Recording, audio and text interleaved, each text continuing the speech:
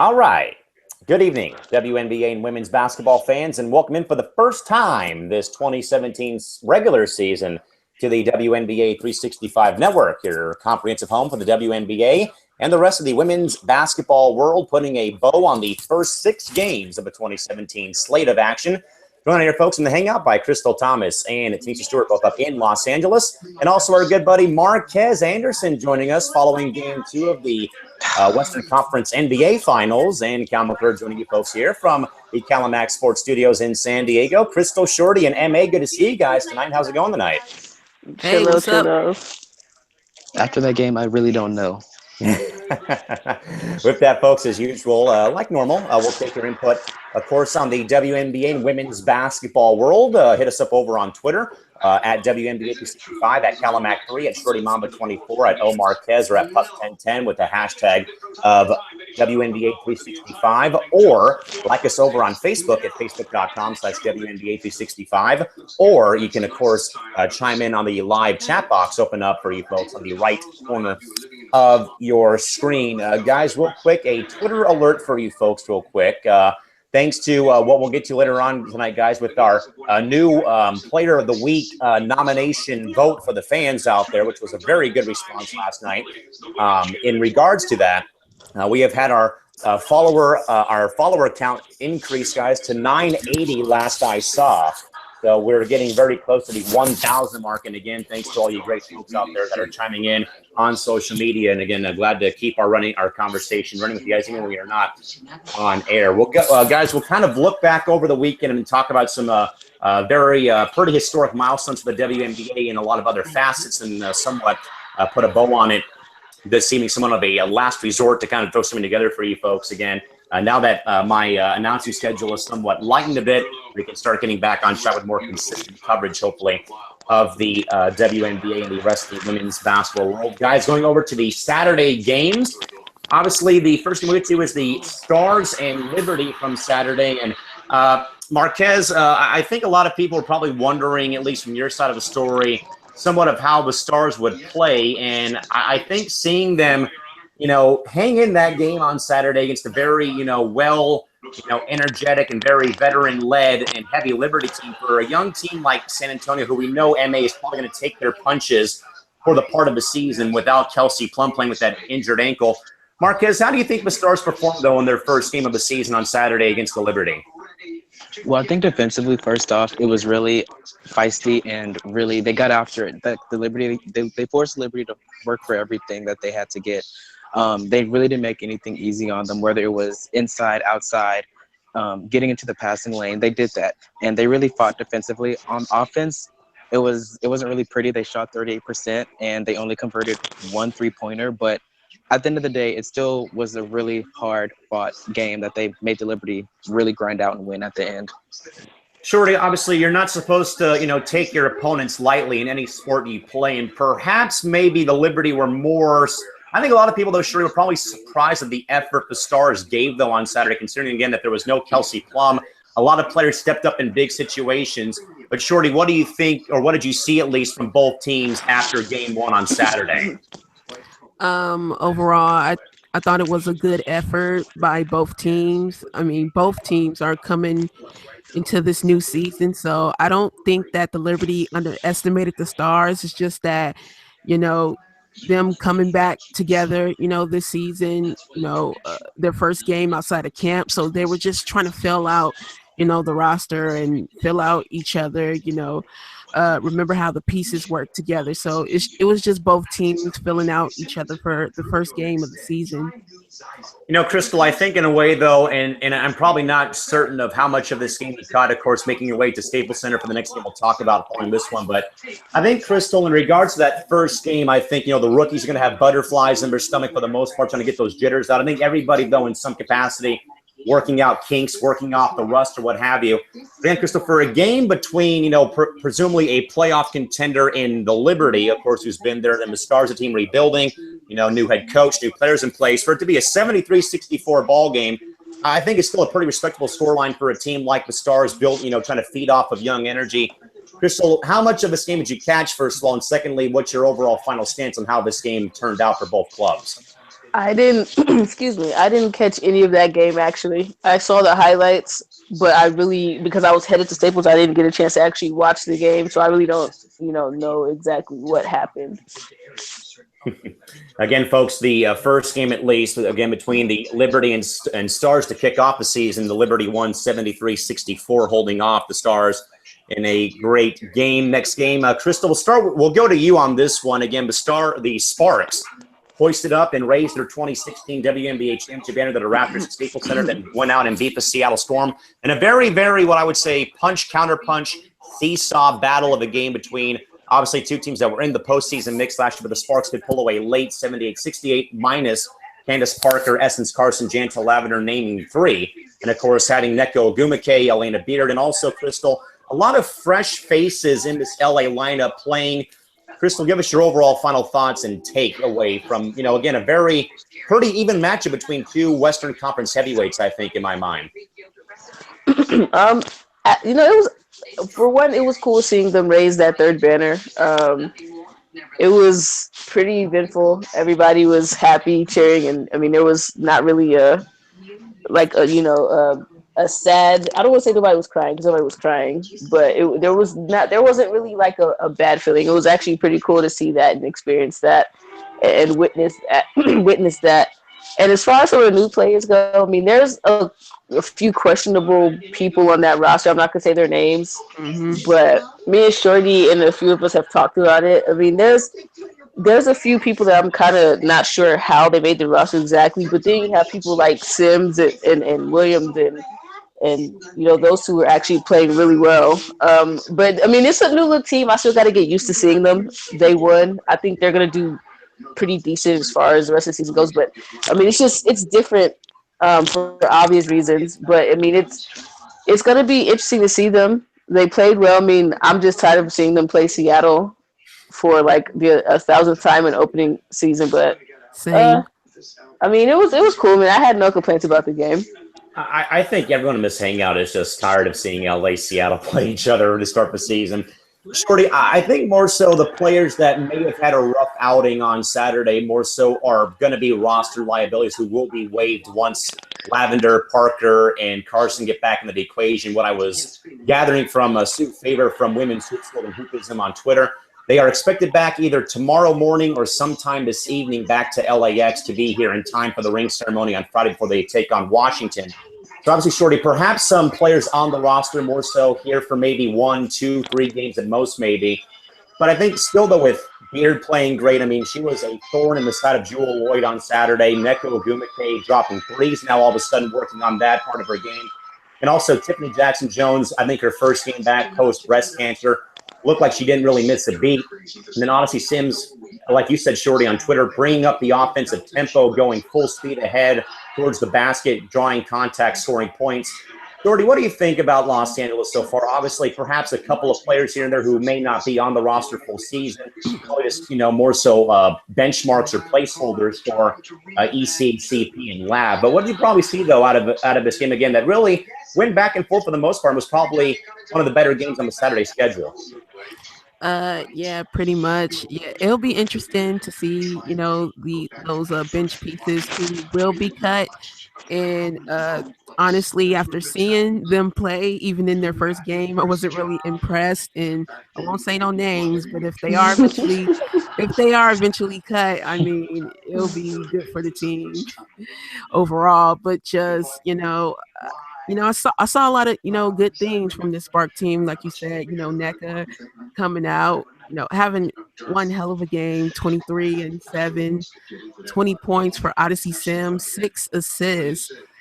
Chelsea Gray also another player, 14 points, 8 assists. So, and AB is always Elena. I mean, he aged like fine wine, so she'll always be out there, in deflections and whatnot. Just so many steals and creating a lot of fast break plays. But just overall, this team definitely, at least from the first game, looked like they're prime, to defend their title. So hopefully they'll be on the roll. But especially when Lav, Prep, and Candace come back, but I like what I saw so far. Marquez, for a game that was hyped up before the Turkish League final went into the second week of May involving Lavender, Parker, and Carson, you're looking at perhaps, as I said, two heavyweights in the Western Conference, presumably perhaps two teams that will be in the playoff mix this season.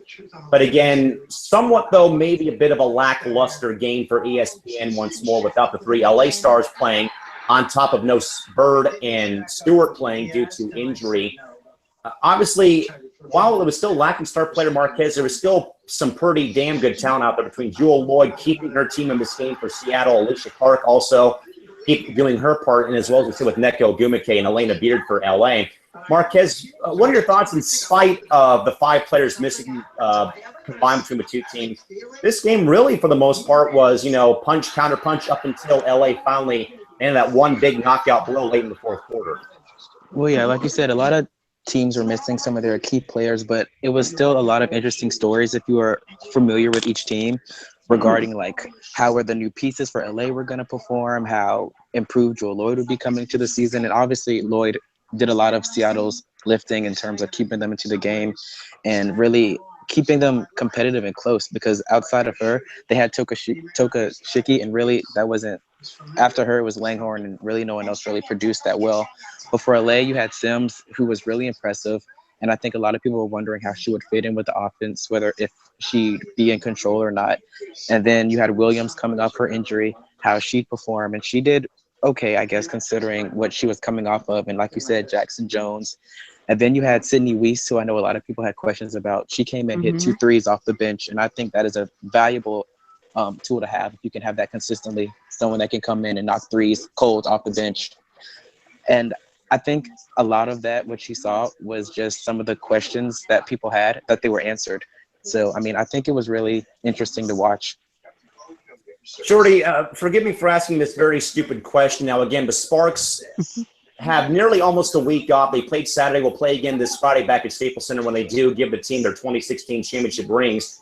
And again, as mentioned again from Sue Favor, one of our reliable sources at Hoopism on Twitter, again, reported that the 3 Sparks players that are missing are expected to return to LAX either this evening or sometime tomorrow morning.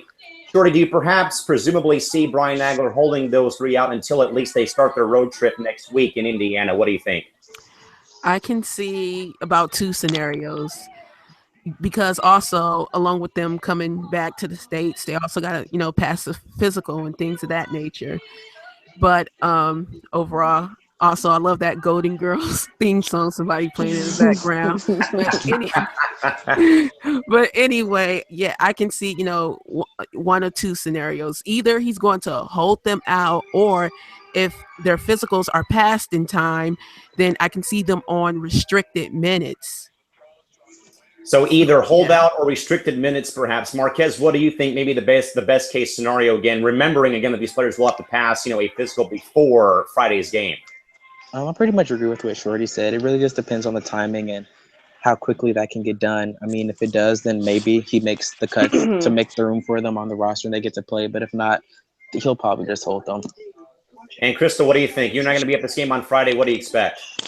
I agree, but I also think I agree with both Shorty and Marquez, but I also think it depends on how the players themselves feel. I think if they feel like they can play their normal minutes, then they can play.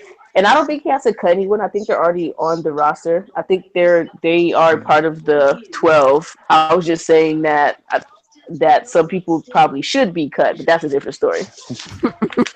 So perhaps a minutes restriction if, in fact, they are cleared to play for this game. If not, maybe we'll see them open up their 2017 campaign in Indiana starting up on May 24th. I believe that is their next road game after.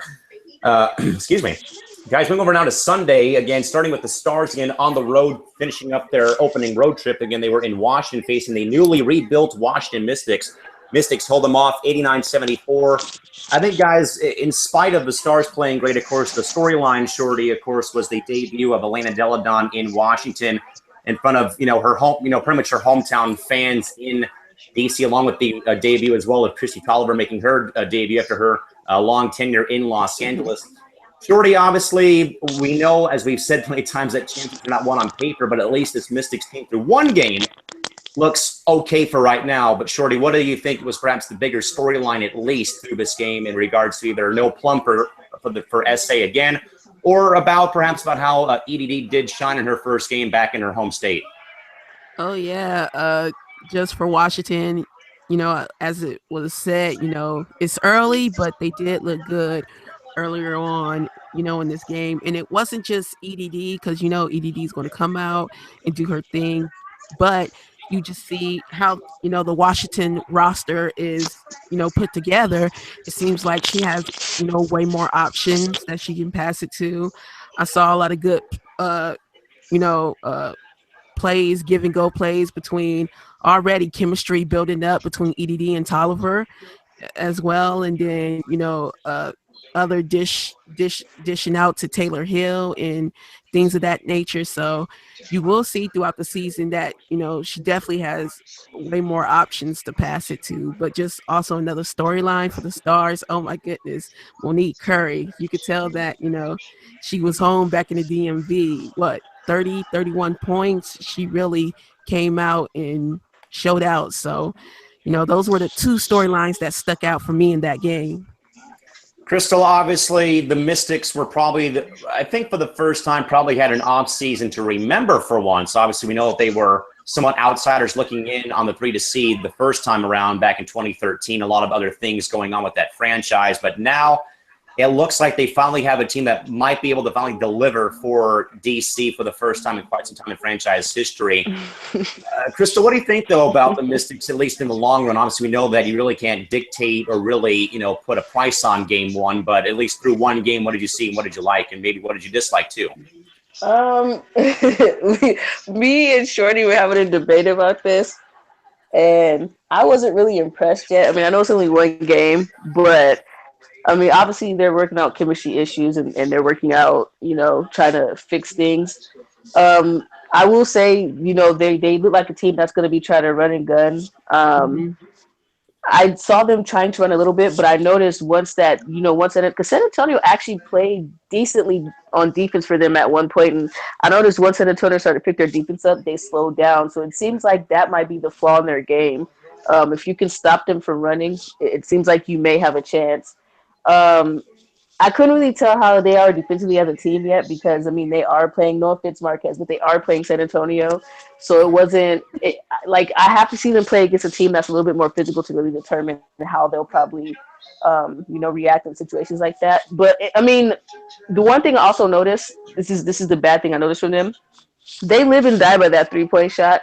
And down the line, I have a feeling that's going to really kill them. Eventually, shots don't go in of the top 3-point shooters on your team, and eventually it's not going to fall. I mean, just down the stretch, you get tired, you lose your legs. Just having a long season overall. I think that's probably going to be an issue for them, and obviously, defensively they're going to have some issues. But they played well. I mean, considering it was their first game, like I said, I have to see how they play against more physical opponents as far as how that run and gun is going to work. But I mean, it was their first outing. They played well. EDD had a great game by her standards, but it's still early. Marquez, what do you think can be said about Mo Curry, obviously, coming off the bench and delivering, keeping her team in the game in the first game in New York, and then starts on Sunday and plays another great game, dropping 20, 30 points a game. And again, as Shorty said, some of that home cooking kind of rubbing off on her. Marquez, what do you think about Mo Curry so far? We've seen her off the bench in the starting lineup. Where do you think she actually fits for the Stars so far through 2 games in your mind? Well, first off, she's had a fantastic start to the season. Those 2 games she's had so far have been really incredible. And I think for her, I think she knows that she's going to be needed throughout this entire season as a veteran presence and voice for this team because we are so young. So I think she's really taken that to heart and she's really playing like it. She's playing like a leader. She's taking the initiative to lead this team, whether it's 2 wins or losses. She's playing and she's playing really hard. In terms of long-term fit, I think these past 2 games, you've seen her kind of play that point forward role where she's running the offense, bringing the ball up the court and setting up plays and stuff. But I think once everybody returns, I still think she's going to be coming off the bench, and I think she's going to just play to her strengths, which is mixing it up defensively on the glass and just playing hard and tough. And I think that is going to be her spot for this team. Marquez, one more question real quick for you. I think a lot of people, I think all of us have been wondering, but also just a lot of people have asked, though, what can you tell us about the injury status for Kelsey Plum right now? We've heard a lot of mixed reports about sometime in June, early mid-June. What have you heard and what can you tell us? Well, she is supposed to be returning soon. I remember when Steven Anderson, someone that I work with, told me that she told him that she was feeling great. Her ankle was feeling better, and she's really been progressing. So I think she'll be returning sooner rather than later. I know it was a lot of back and forth about the timetable of her return, but I think it really will be soon. And in terms of Jefferson, I was told that she has been feeling a little bit under the weather and she has gotten treatment on her leg, which is why on the injury report she's been listed as down with a knee injury, but she should be returning to the lineup soon too. Yeah, and of course, with summer coming around, those summer colds going around, worst time to get sick, and we hope those two do come back sometime very soon.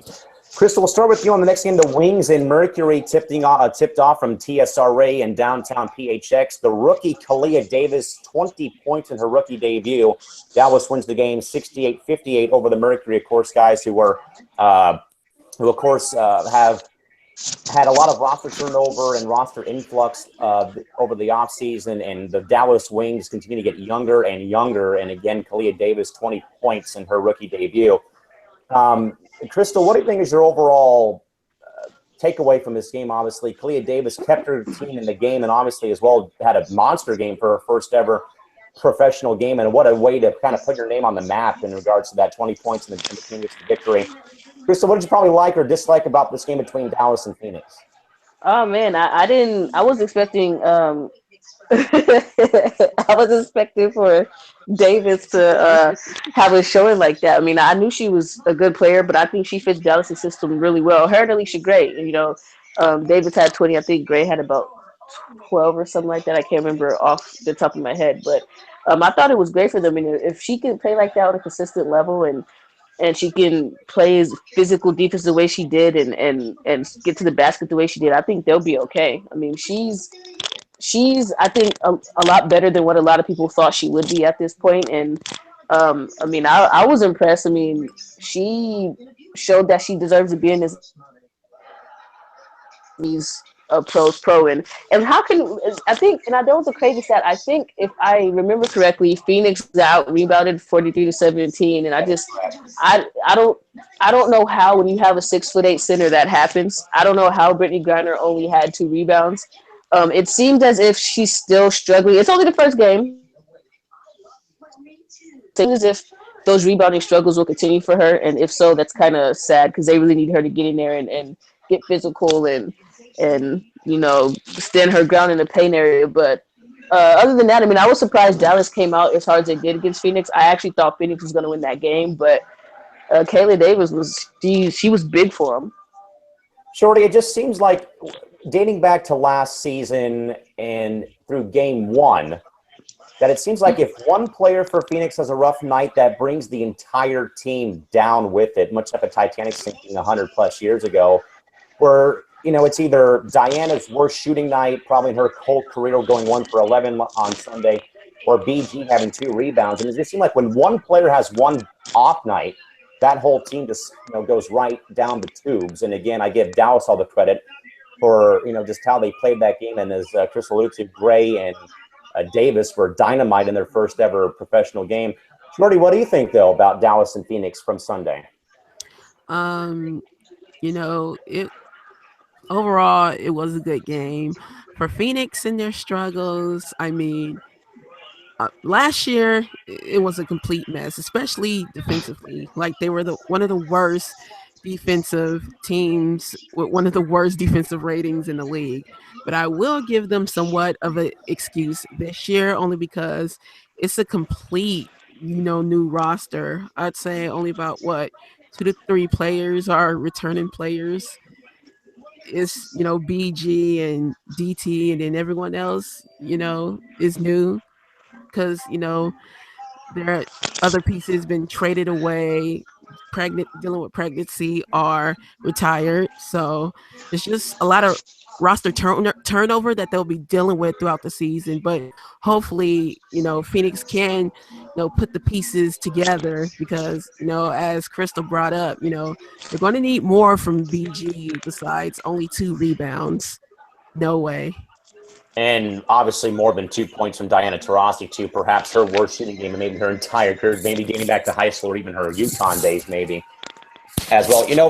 Marquez, I don't know. I mean, the Mercury, for some reason, still just it's not registering in my head that this team is going to go very far, at least this season. Now, again, it is one game, but as Shorty alluded to, again, only Taurasi and Griner pretty much left over from last year's roster because you move out Dupree. Bonner is, of course, out for the season. Taylor retires. Dupree to Indiana, and then they do bring in Danielle Robinson. Kayla George comes back. Leilani Mitchell comes back. And still something is just not doing this with Phoenix. And, again, Dallas, I think it's all the credit still for winning this game in regards to really, laying it, pretty much, putting the game on the shoulders of 2 young kids playing in their first ever game. And Kalia Davis and Alicia Gray just went wild for Dallas in this ball game. But Marquez, what do you think, though, in regards to both these clubs, more so maybe Phoenix, because I think a lot of people are starting to become a bit alarmed about how this Mercury team is really underperforming again to start the season, much like they did last season, going 0-6, 0-7 out of the gate. Well, for both of these teams, I think you have to consider that there's a bunch of moving parts with both of these teams. A lot of new faces, a lot of younger players, or just new players in general. For Dallas, you have the 5 drafted rookies in Akator, Davis, Gray, Chong, and Lewis, and then there's Kayla Thornton, who hasn't been in the league that long herself, and then you have a lot of just young talent on that team. So I think a lot of credit goes to them for coming out the way they did, especially with how they got down early in that game. I think the same issue is going to be their defense. No matter how you slice it, it's still pretty bad. And you saw that whether it was in half court on glass, they struggled. And I think Dallas was able to take advantage of that, especially late. Glory Johnson, even though she didn't particularly shoot it too well, she was still attacking the glass, beating Griner to some of those loose balls, and just playing with energy. And that's just something Phoenix did not have. And I think that's where Dallas got them.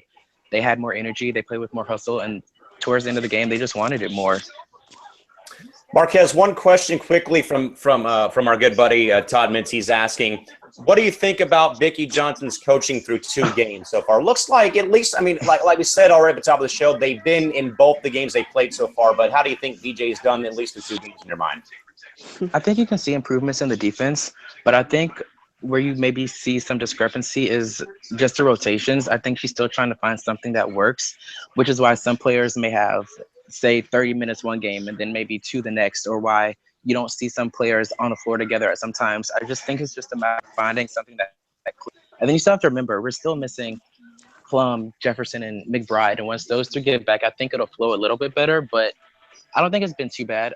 I just think it's, like I said, I just think it's a matter of just building rotations, finding what works, seeing what doesn't. And then I think maybe eventually throughout the season, you'll see it improve even more so. All right, guys, one more game for Sunday. Crystal, we'll start with you. The Fever and Storm to wrap up the Sunday slate of games in the first 6 games for the 2017 campaign. The Storm hold off the Fever from Key Arena. Crystal, you can look at this both ways in regards to Breanna Stewart making her debut after missing Saturday's game in Los Angeles and the newly retooled and rebuilt Indiana Fever post-Mika Catchings, so on and so forth. In a very close game, coming down to a very critical block by Stewie with about 11 seconds left in the fourth quarter. Crystal, another game that went down to the wire, probably the first game that went all the way down to the wire at least. What did you like or dislike for both these teams in the first game?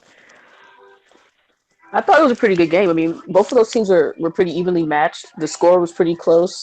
I mean, as you saw, it came down to the end. It came down to Breanna Stewart blocking that shot. But people don't give Jewell Loyd enough credit for that possession as well. Jewell Loyd was she pretty much turned Breanna Stewart. I mean, I'm sorry, she turned January into Breanna Stewart, so she was able to get that block. So it was just, if that game pretty much just came down to the defensive possession, and you saw what happened. It was a really close game.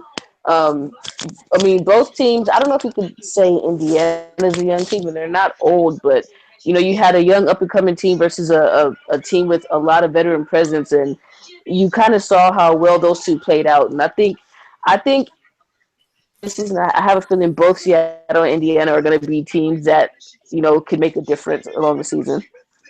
Two teams that'll probably be jockeying for positions in the middle of the road, perhaps, presumably, or maybe the bottom half of the bracket and ladder this year. Shorty, in your mind, at least, for Stewart and maybe for Seattle. Okay, maybe you went back and watched some film when you were on the flight back to Seattle on early on Sunday morning or what have you, or maybe seeing some things that went wrong. But Shorty, what do you think, or what did you at least see differently from the Storm in this game as opposed to the mistakes they may have made against LA in Game 1? Well, sadly, I can't really say because I didn't get to see much of the game. There were so many games on. I was switching back and forth, so I didn't get to see much of the Storm Fever game. That's the best part when you have 3 other games going on in regards to that. Marquez, I think the Fever in this game are probably the bigger talking point. Again, new head coach or new regime in coaching-wise, some new faces into the coast, no catchings at least. And for a team that I think a lot of people had some question marks about or red flags about, hey, losing by 5 to a team in Seattle that, of course, has been there the past couple years, I mean, probably a good stepping stone at least to somewhat build the confidence for a team as Chris alluded to, somewhat vets and then some young talent. Marquez, what do you believe about the Fever specifically in this ball game in regards to what they can build off for Game 2? They made it close. I think initially going to the game, I thought Seattle was going to win, but I think what they can take out of this is that they made it close. They fought hard and they played hard. Even though some of their players didn't really shoot like they had wanted them to, they still found a way to stay in the game, whether that was defensively or getting some key stops or hitting key shots. Tiffany Mitchell had a really good game. January led the team January and Johnson led the team on both ends of the floor. They both played really well and hard. But I think it just came down to Seattle just having more talent. Because, I mean, when you have someone like Brandon Stewart on the floor, that's already an advantage in itself. So I kind of think they played really hard, and I think that's what they can take away from the game, especially considering this was kind of their opener. And you can tell that they're going to be fighting for position in the middle of the standings. So I think they can just build and improve off this game one way or another. It's going to be fun watching some of these teams play down the stretch run of the season. All right, guys, over now to some news and some notes real quick. Now, again, guys, the WNBA made a hallmark announcement about a week before the season by announcing that 20 games will be live streamed in their full entirety on Twitter this season, going through this season, all of 2018 and 2019. The first game, guys, was the Wings and Mercury on Sunday afternoon. And, guys, talk about hitting a grand slam for the WNBA front office. 1.1 million viewers tuned into the first ever WNBA game on Twitter this past Sunday. Again, this is also marks the first time ever that a women's professional sports league has been showcased live on Twitter, following, of course, after the NFL was shown on Twitter the past 2 seasons before they are now moving over to Amazon Web Services. Shorty, starting with you now again. This, I think, is what we talked about during our last show before the season started again, was about ways to somewhat improve our product. Again, I know we've been sitting here talking about ways to improve it and hoping that the front office would do something about it, but they've been very incompetent on doing that. But Shorty, I think 1.1 million people is a good start at least for the WNBA being showcased on Twitter. Again, the next game that will be showcased will be occurring, I believe, on Friday or Saturday this week. So, Shorty, what do you probably say, or what's your reaction, I guess? Again, over 1 million people, somehow, some way, whether they like the sport or not, tune in to watch the first ever WNBA game live streaming on Twitter on Sunday. What do you think? I thought it was a good start, for the league, especially on the platform that they chose, Twitter. I mean, almost everyone has access to Twitter. I mean, I would say a step above, just having League Pass. Not everyone has League Pass. And of course, when it comes to television packages, not everyone has the family of networks from ESPN. But, almost everyone has a Twitter account. So to broadcast their first live game on Twitter, I mean, 1.1 million viewers, it was a success. Also, I did my own little comparison from League Pass, their stream to the Twitter stream, and actually the Twitter stream viewable in HD was about 2 seconds faster than League Pass. So the fact that the Twitter live stream was even better than what is being presented on League Pass, is great. It's a great step in a new direction for the league, but of course they may have to continue to make tweaks with League Pass. But overall, no, the rollout was a success for the WNBA overall. Crystal, Todd just dropped a great stat in the chat box, and it's a very good comparison to one up to somewhat compared to Shorty, which he said. 550,000 people saw Game 5 of the Sparks and Lynx epic WNBA Finals on ESPN. 1.1 million watched the first, a regular season game, the first regular season game of the year pretty much for both teams on Twitter. And that's saying something in regards to how that this may have been like not really like a milestone or what have you, but a pretty significant way, I think, to help grow the WNBA in some very microscopic capacity.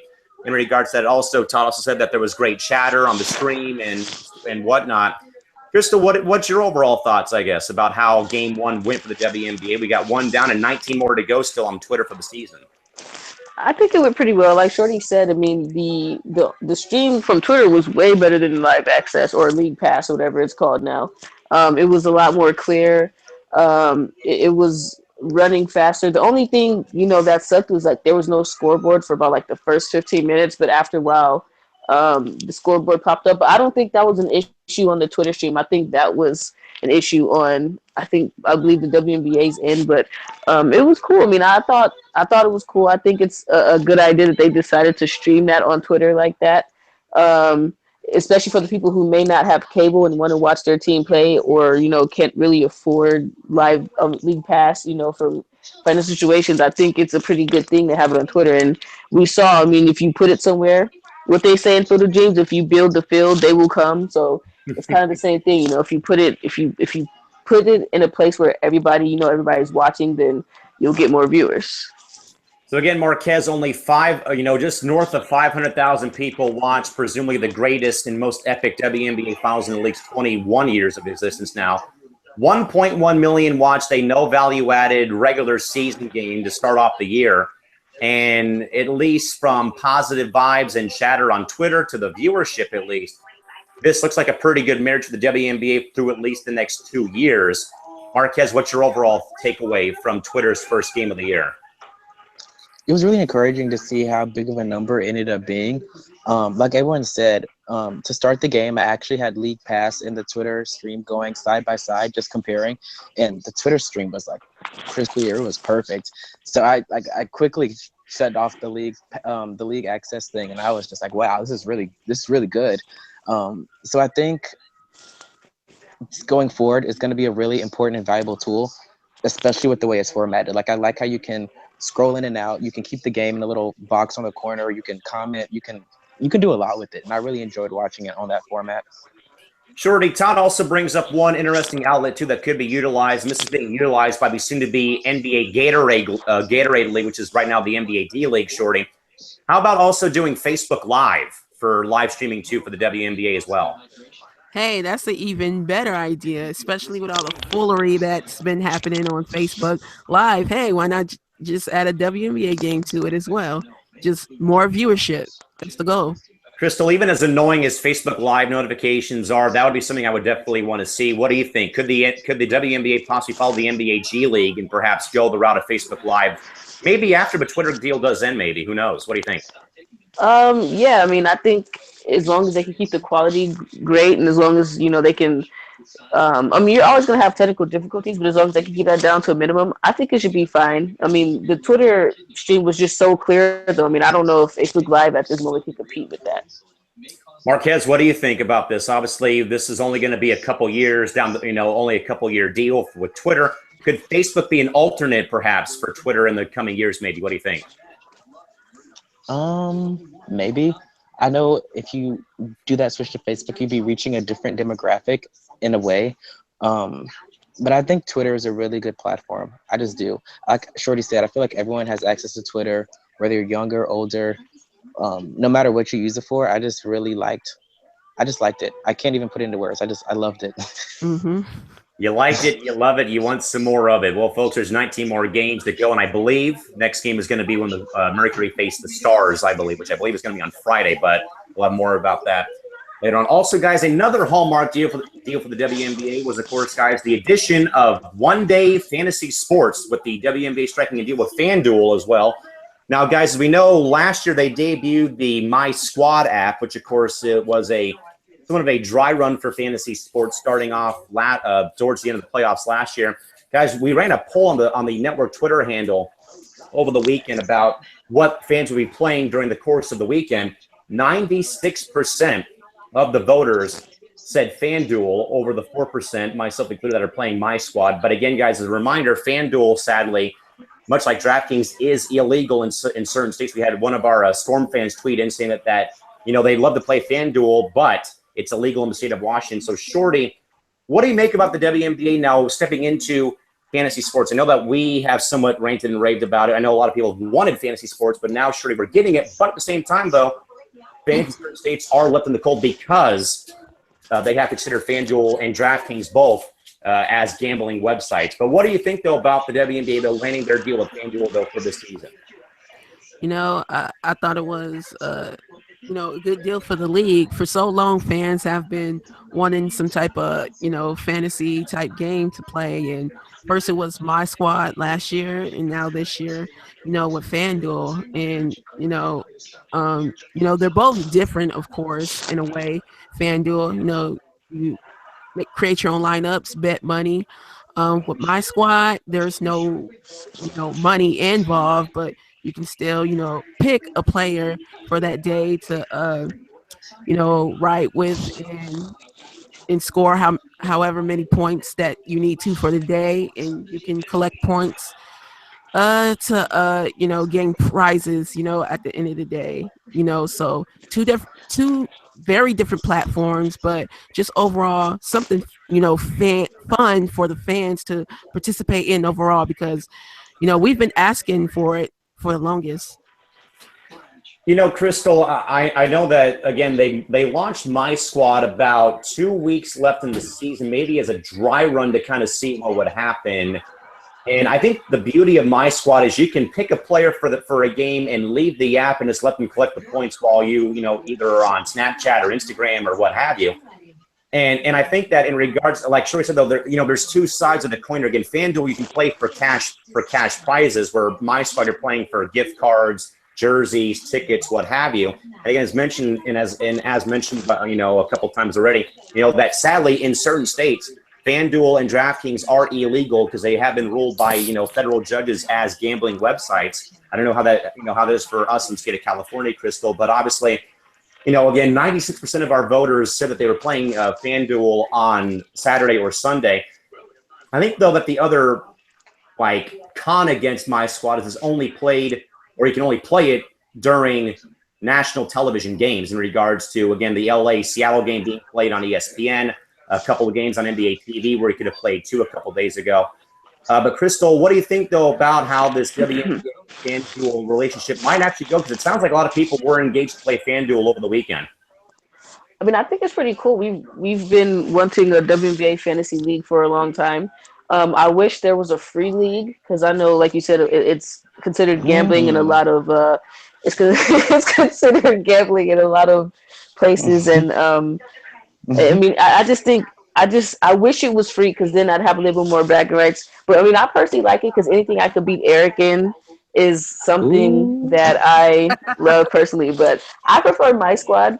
I know it's only during national television games, but the reason why I prefer it is because I feel like I like gift cards, and I think it's more of a challenge. You have to pick a person, and you don't know if that person's going to have a bad game that day, and you don't know if you made the right or wrong decision. Because I can tell you, last season, I definitely made the wrong decision with some people that I picked, and I lost big time. But I mean, I think it's cool. We finally have a fantasy league. I wish ESPN had one so it'd be free instead of having to buy and pick your players. But I mean, it's a start, and I think it's doing pretty well. Folks, just don't take Crystal's advice. Don't pick players that are going to be DNPs, coach the decision for My Squad, if you want to win your prizes for the day. Marquez, in regards to that, again, now, I know that Crystal said that there's one, but again, there's at least two forms of fantasy that people can really get behind right now, again, now I know that there's one that's paid, one that is illegal in certain states, and then there's one that you can only play during national TV games. But Marquez, like Crystal said, though, this is a start for perhaps, who knows, guys, maybe a start for something bigger and better, maybe either as early as next season or down the road. Again, Marquez, again, 96% of our voters said they were going to try and play FanDuel if it was legal. Again, as mentioned, again, one of our Storm fans said that they'd love to, but that, again, Washington, it is illegal to play.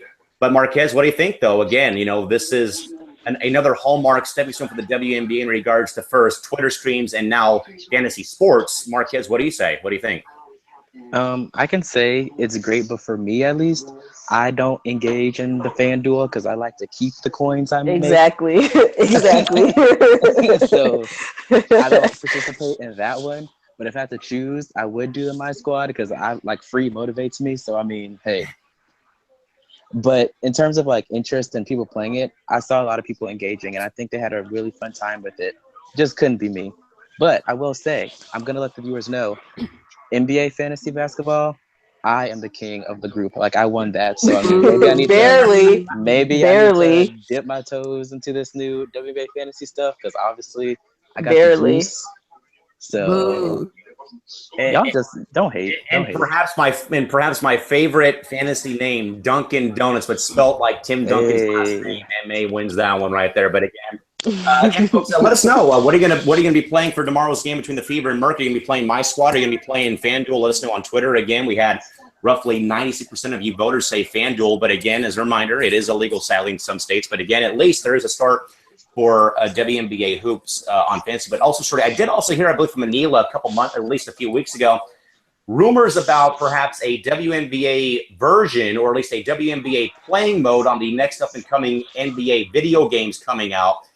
Shorty, I believe that there were like mods made, I think, a while back for the WNBA, I believe on NBA Live or NBA 2K. 2K. Shorty, in regards to what we've seen with Twitter streams and with FanDuel, Shorty, what would a WNBA mode on a video game perhaps do in regards to getting people engaged to watch the league? Hopefully, in these game modes, different people want to play as the players and then want to find out more about the players by actually stepping outside the game and watching them on television or the Twitter stream or whatnot. But this isn't the first time that this has happened. Actually, if I recall, there was a game on the Xbox. I forgot, Xbox Pro or whatever the case may be. I think it was called NBA Court. It was featured Carmelo Anthony, and actually you can play as WNBA players on there. I remember, I think Lisa Leslie. It was 3 WNBA players featured. So yeah, it was Lisa Leslie, Sue Bird, and it was Tamika Catchings. And it's sort of like a NBA Jam kind of game where these players can make crazy super shots, and you could also dunk in that game.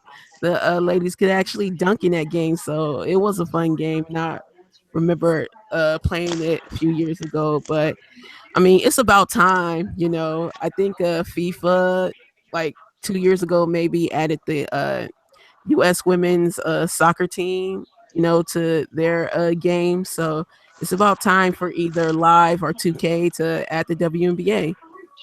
So again, Crystal, potentially a WNBA mode on the next out-and-coming NBA 2K video games, presumably. That's what I gathered a couple weeks ago, I think, from Manila.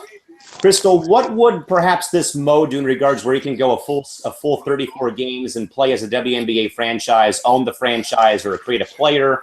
What can that, I guess, do in regards to what we've seen this season, at least again, in regards to Twitter streams and FanDuel, and now perhaps another avenue with video games, maybe?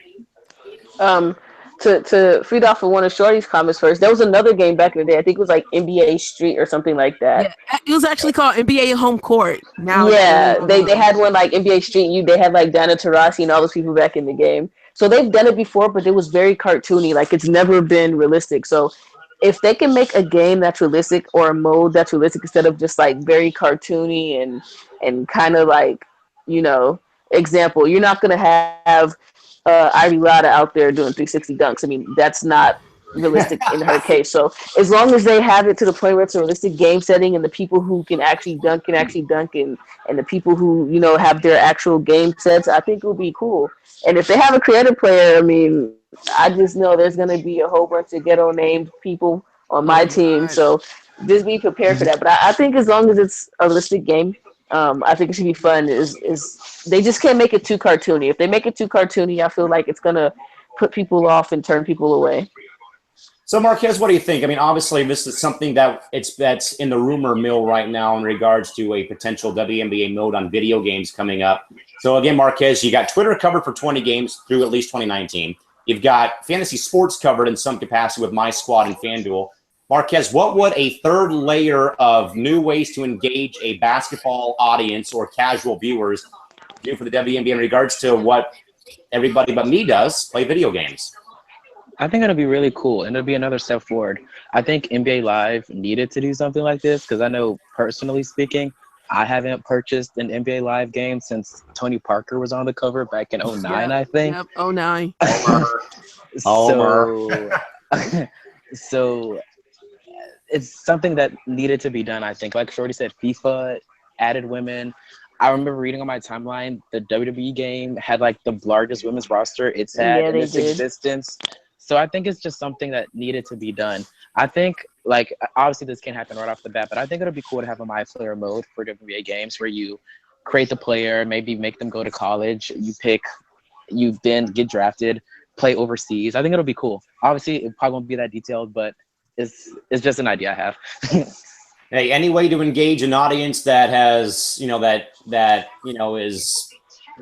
way to engage people to appreciate a sports league, whatever you got to do it. So in regards to a potential video game mode, we'll have more about that when we do, in fact, get more about that. With that, guys, we started a new weekly poll starting every Monday in regards to performances. Guys, we now are going to be naming a WNBA 365 Network Player of the Week, effective as of just yesterday, guys. And we gave everybody 4 players that we thought, or at least in my case, I thought played good through 1 or 2 games, and again had the folks vote and chew on it for about a good 3 to 4 hours. 44% of our voters out of the 55 we had, which is for the most for a poll question on the network, picked Kalia Davis from the Dallas Wings for her impressive rookie debut.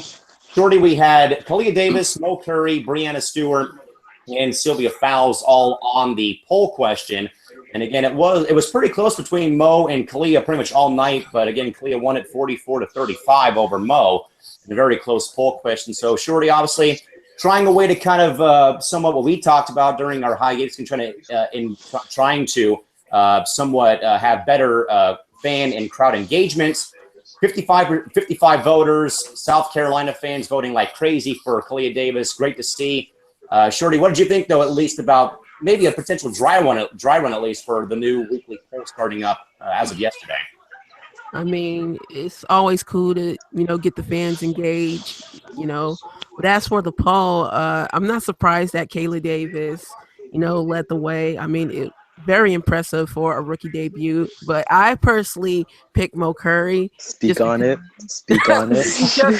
I mean, like I said, she came, visit her, hometown of the DMV and, shut it down. Even though, the outcome didn't play in her favor, but still, she came up and, she did her thing. So personally, I went with Mo, but I'm not surprised Kayla won the poll.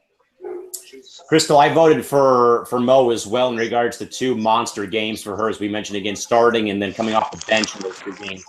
Again, Crystal, somewhat, as I said, again, a way to try to, engage our Twitter audience. Again, we're getting close to 1,000 followers, amazingly, somehow, some way.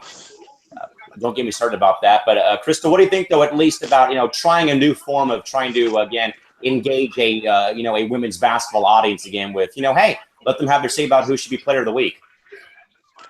Well, first, I voted for Grandma Mo because she was just having an outstanding 2 games. I mean, honestly, who knew or who would have thought that Mo Curry would be the reason why San Antonio is in these games, like that they're so close in games. And I feel like she's going to be so big for them. It just sucks because she is a vet. I don't know I don't know if she can play a whole season. I have a feeling she's going to have to take some games off, especially, if they're trying to make a playoff run. But like Shorty said, I can see why Kayla Davis was picked because she's a rookie and she had a really good rookie outing. But I personally picked Mo Curry. And to answer your question, I think it gives a lot of fans a chance to interact with who they felt or who they think would be the player of the week.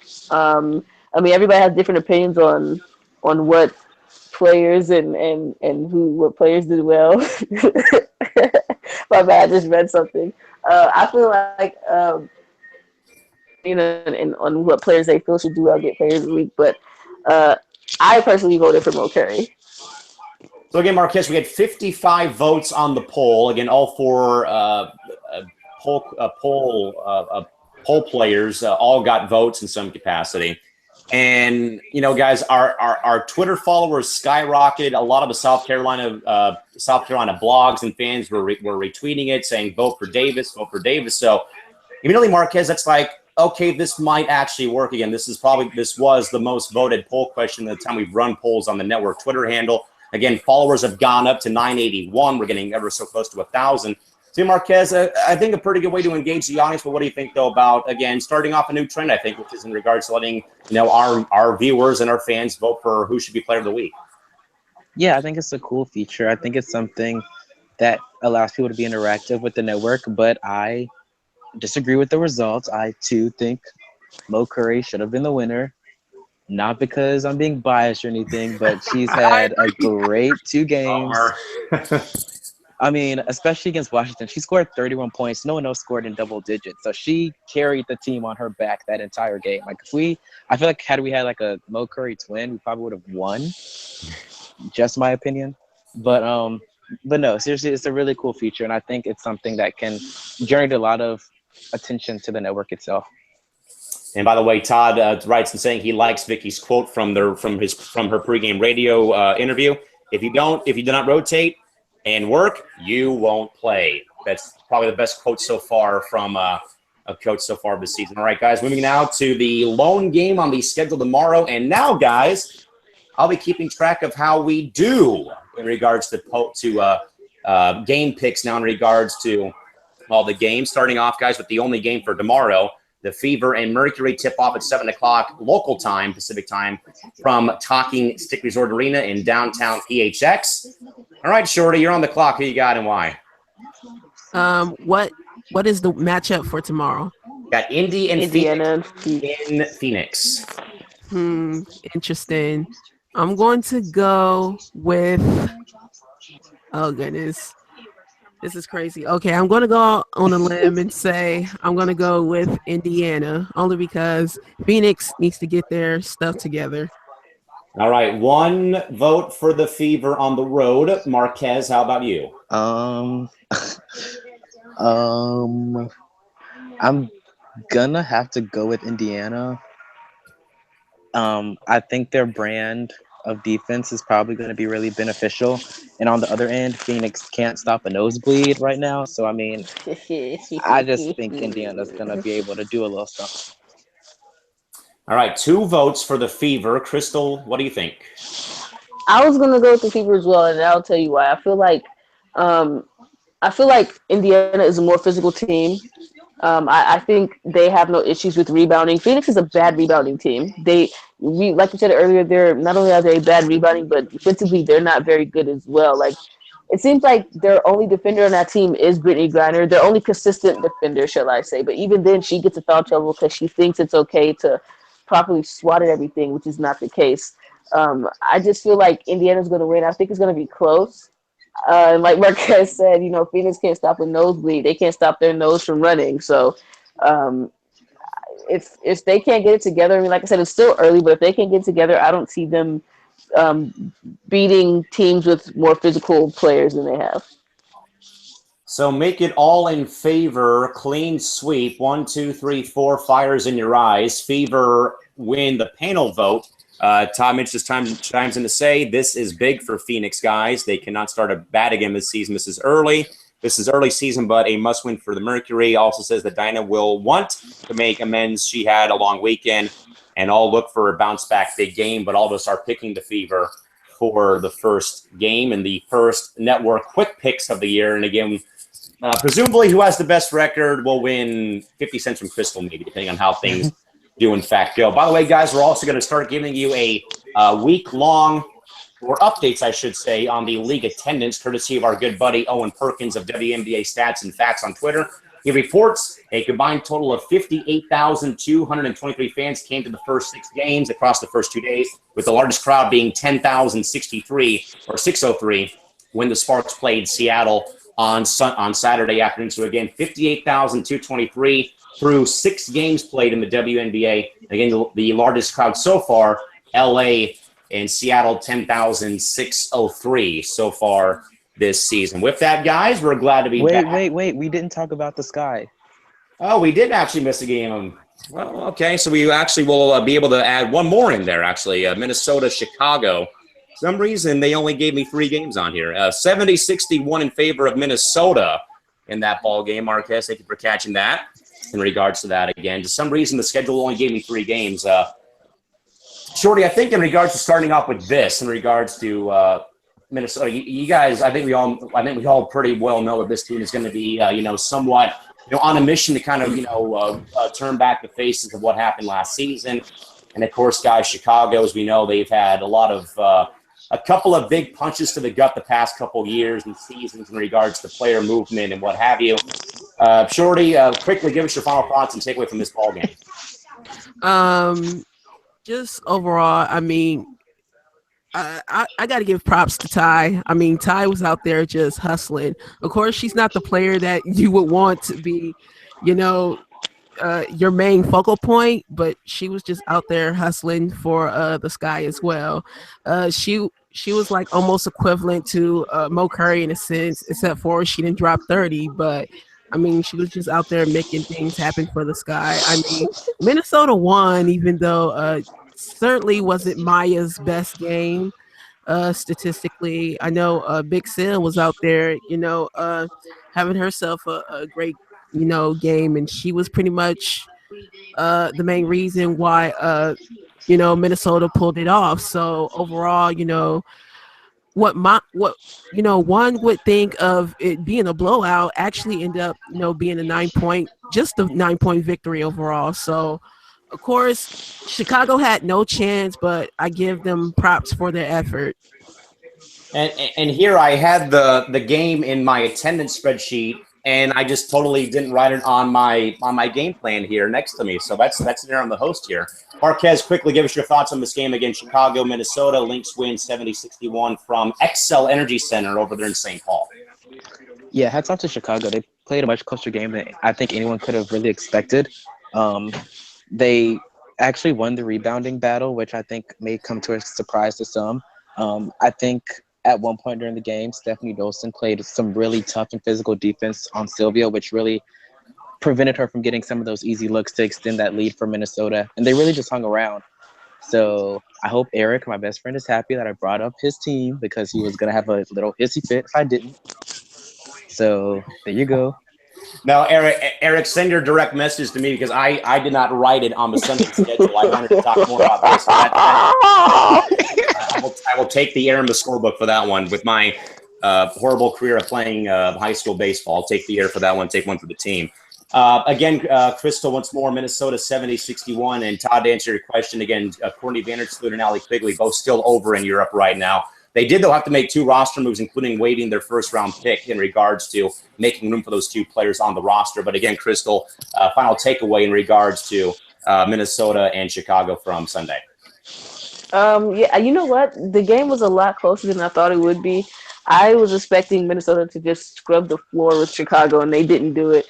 I think Chicago, obviously they have a lot to prove, losing a player like Elena Deladon, but I think they're proving to people, even though it's the first game, that we can play and we can play without her. I mean, obviously they might not do it's exactly what they did last year, but I have a feeling Chicago will be okay. They might be a bottom feeder in the playoffs. I mean, I don't know. Maybe we'll see what happens when Quigley and Flute come back, but for them to have only lost by 9 points, they actually surprised me. Like Marquez was saying, Dolson played pretty decent defense on off-kilter fouls. She was really physical, and I think that's what Chicago needs down there as far as protecting the paint goes. And T Young did well for what she had to do, but obviously, like Shorty was saying, she's no Monique Curry, and she's not really, you're not really going to get that from T Young consistently like that. But if they can get that from her, then I think that maybe their season would be a little bit better for them. All right, so I think we got all the games in now, and again, I plainly apologize for that, just running on fumes over here. Again, folks, once more, again, only one game on your schedule tomorrow. Again, Indiana at Phoenix, 7 o'clock tip-off. You can catch the game live on League Pass, or for our friends in Phoenix or in Arizona, catch the game live on Fox Sports Arizona with soon-to-be Suns announcer Kevin Ray and Ann Myers Drysdale. With that, guys, we will now call it a night now that we finally got in that last game for the night once more. But again, folks, got to be back with you, folks. Again, we will start hopefully being able to get back on a more consistent track. We will, though, folks, have no programming on Friday because Crystal and myself will be up at Staples Center for the Sparks game against the Mystics at 7:30 when the Sparks do, in fact, get their 2016 championship rings. But again, Indy, Phoenix, tomorrow, 7 o'clock on League Pass and Fox Sports Arizona. With that, folks, for Crystal Thomas and Stewart, both up in Los Angeles, and our good buddy Marcus Anderson from Project Spurs and StarsHoops.net. This is Cal McClure signing off from the Calamax Sports Studios in San Diego. All right, folks, have a safe night. Drive home safely, and good night. This has been the WNBA 365 Network. Rejoin us back here tomorrow, folks, following tomorrow night's game for more coverage of the WNBA and women's basketball world. Folks, take care, and good night. Bye-bye.